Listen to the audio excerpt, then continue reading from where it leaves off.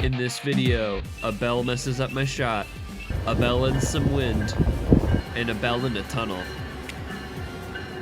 Even on a non-rail fanning themed vacation to Florida, I managed to squeeze out some train action from it. The first being this really hard to see unidentified moving train down on the northeast corridor below. I was looking out the window and saw this line of silver racing across the countryside below and realized after a second that it was a train. Once we got off the plane and were in Tampa Airport, I saw these two airside air trains. The airport is split in two and the red air trains go to the north side of the airport and the blue to the south. The trains are all automated and run on rubber tires which are guided by a single rail. These trains debuted in 1971 and they were the first people movers used within an airport terminal. I also saw Tampa Airport's new Sky Connect air trains which connect the airport to the car rentals. A few days later I went to visit my uncle who has a model train layout. I took a lot of pictures so we're gonna speed through this. Ready? You got that? You better, because my uncle worked hard on that. Some amount of time after that, we went to Ybor City, which has a small trolley network. I first caught these two trolleys passing each other and filmed this one going by me. The trolleys are in the streets, so sometimes you get dodo brains like that red Mustang who cuts off the trolleys. And there you heard the trolley driver had to use the horn. Near the trolley engine house, the trolley line crosses the Amtrak lead into Tampa Station at grade, meaning that sometimes Amtrak trains have to wait for trolleys. And when we were on a trolley going to an aquarium, there was an Amtrak waiting for us, and that Amtrak had none other than Amtrak 145, the Phase 3 Heritage Unit. Bro, now I'm not even rail fanning and I'm seeing Heritage Units. Anyway, I had to film out the window which had a massive advertisement on the side which made the video really blurry. Why can't they just put ads on everywhere but the windows? I want to see stuff out the windows, plus no one looks at the ads anyway, let alone listens to them. After we'd gone to the aquarium, we tried to rent these motorized scooters, but we just couldn't get them to work and one of the scooters was blaring an alarm during my shot. We ended up taking the trolley back and I took a time lapse of the ride, and when a lady got on, her purse was blocking my shot, so I asked if she could move it, which I really regret doing because she was so confused. Speaking of time lapses, I took this one of our Tampa Airport air train ride. To get the camera to pan smoothly right there, I had to turn my phone really slowly in real life. On the way down we passed a train. Did you miss it? It went by as we were turning, so the camera was on it for only a few frames. The other one we passed wasn't much better, but at least you can see it coming for longer. There it is coming around the corner.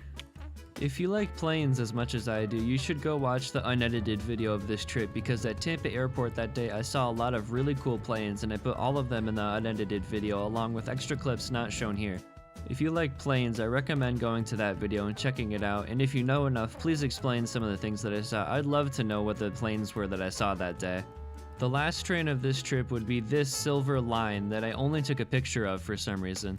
The jury's out on whether or not this is a train. After this trip, we received our dog, Finn! He's a Samoyed, he loves everyone and loves eating things that he's not supposed to. Completely ignoring the time that I saw the Amtrak celebrating 50 years unit in Windsor Locks, I found myself back in Worcester and back to rail fanning after having not rail fanned for 3 months. Why, you ask? Because I was spending time with Finny Boy. While I was waiting for trains, I took a time lapse of these two containers getting loaded onto these spine cars by a mobile container gantry crane.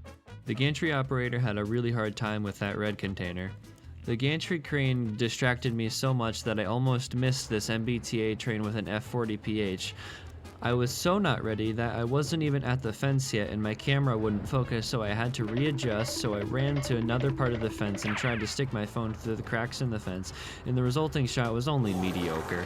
I wasn't ready again when the same train left. While I was sitting there, I heard rumbling getting louder and looked right to see a CSX local coming towards me.